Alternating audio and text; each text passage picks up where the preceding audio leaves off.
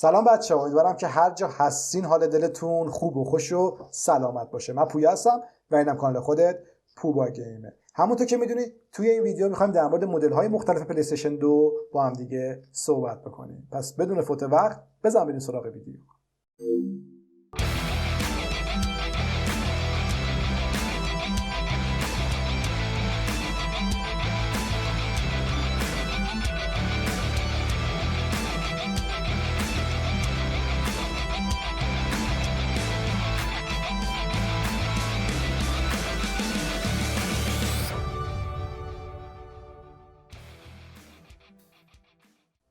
خب همونطور که میدونیم من معتقدم که پلی استیشن 2 یکی از بهترین کنسول‌های دنیاست و دلیلم هم توی ویدیوی پلی استیشن 2 گفتم که لینکش پایین هست، اگر خواستی میتونی بری ببینی.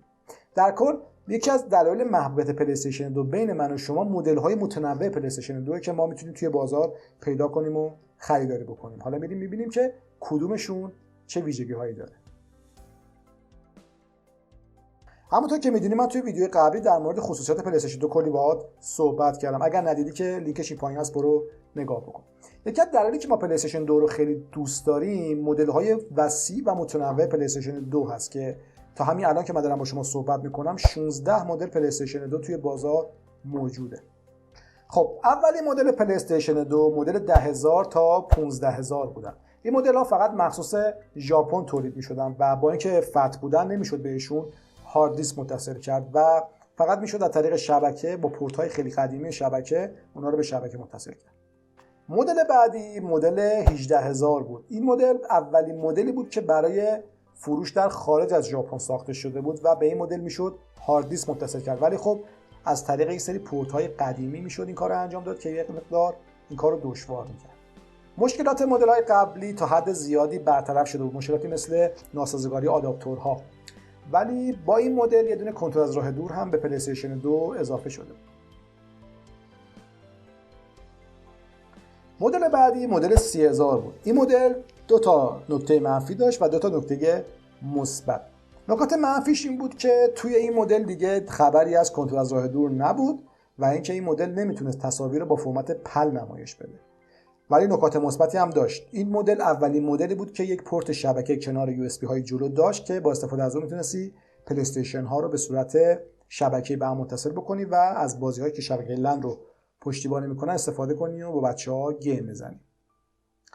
نکته مثبت بعدیش هم این بود که این مدل فتح میشد هارد دیسک بهش متصل بشه و با استفاده از پورت های امروزی هم اتفاق میافتاد.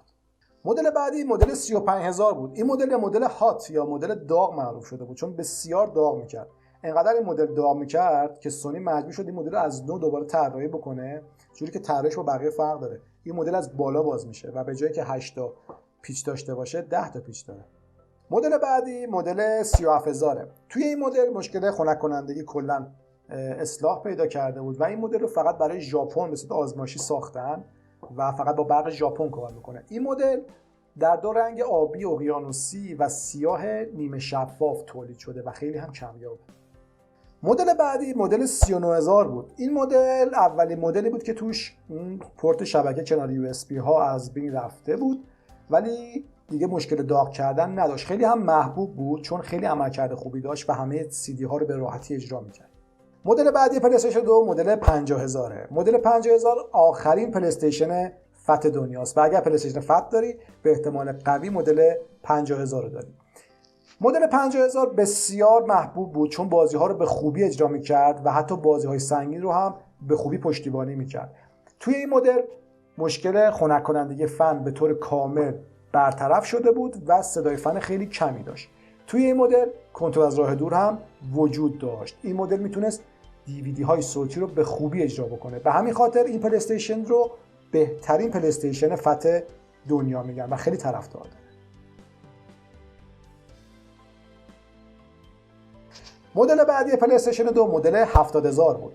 مدل 70000 اولین پلی استیشن استیم دنیا بود که تفاوت ظاهری زیادی با پلی استیشن فتح داشت. توی این مدل به جای بیرون اومدن یک سی دی و قرار دادنشون روی سینی دیسک یک دریچه وجود داشت که میتونستی دریچه رو باز کنی و سی دی رو داخل بذاری.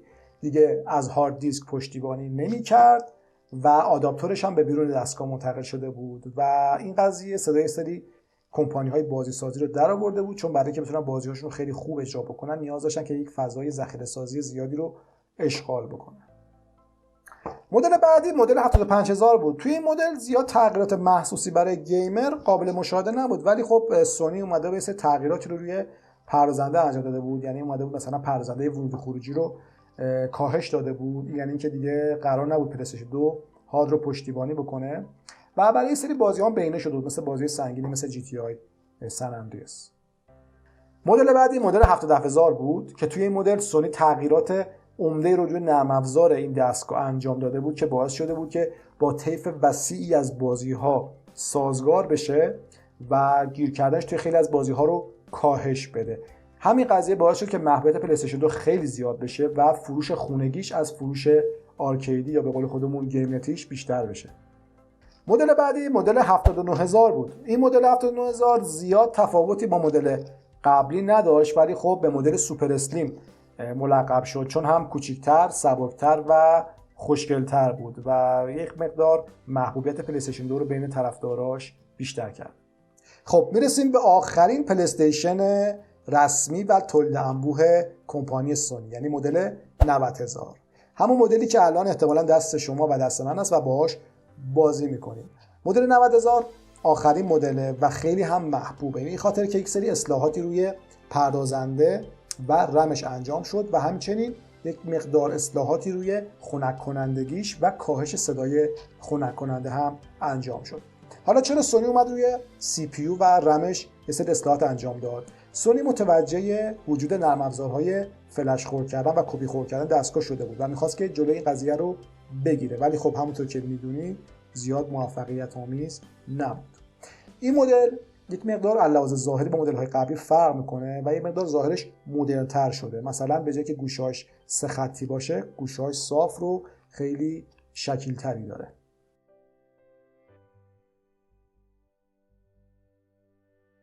با این مدل ما هممون خاطره داریم و اکثر جاها که خرید و فروش میشه این مدل پیدا میشه و مدل‌های قبلی یک مقدار کمتر پیدا میشه. حالا به خاطر اون ایرادات یا اون نکات منفی که بهتون گفتم زیاد محبوب نیستن، ولی خب مدل‌های قبلی هم بودن که محبوب بودن و همه اونا رو دوست داشتن، خصوصا مدل فتش که من خودم معتقدم که مدل فت پلی استیشن 2 خیلی بهتره، چون میتونه هارد داشته باشه، خنک کنندگیش بهتره، آداپتور داخلی میتونه داشته باشه یا خارجی میتونه داشته باشه، تعمیرش راحت تره و قطعاتش بهتر گیر میاد و چیزایی مثل این که من توی ویدیوی قبلی براتون گفتم.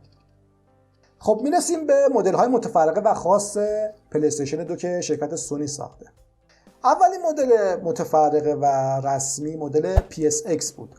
این مدل یک دستگاه ویدیو CD بود که داخلش یه دونه PS1 و یه دونه PS2 تعبیه شده بود. این مدل فقط برای ژاپن ساخته بودن و قیمت خیلی زیادی داشت. نه تنها قیمتش خیلی زیاد بود، یک سری مشکلاتی هم مربوط به هارد داشت که این دو عامل باعث شد که زیاد فروش خوبی نداشته باشه و یه جورایی همون اول تولیدش شکست خورد.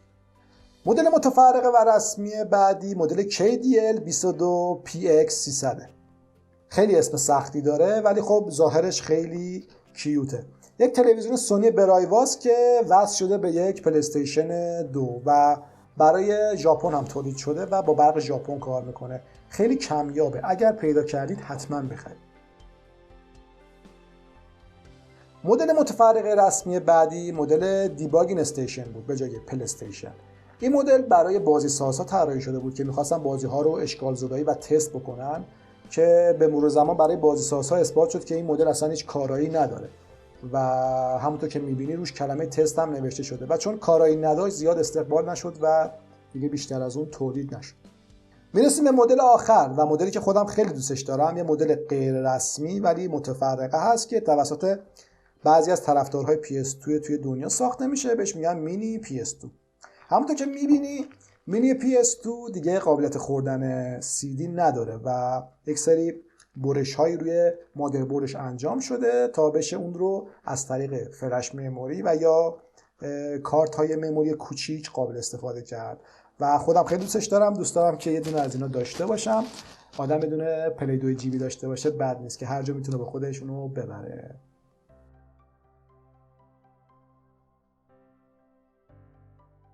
خب بچه امیدوارم که خوشتون اومده باشه، خصوصا از مورد آخریش مثل من مینی PS2.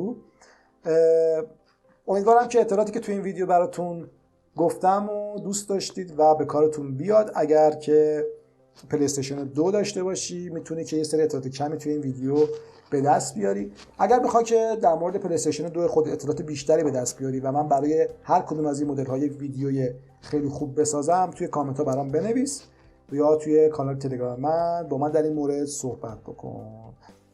مرسی که ویدیو رو نگاه کردی. تا ویدیو بعدی مراقب خودت باش.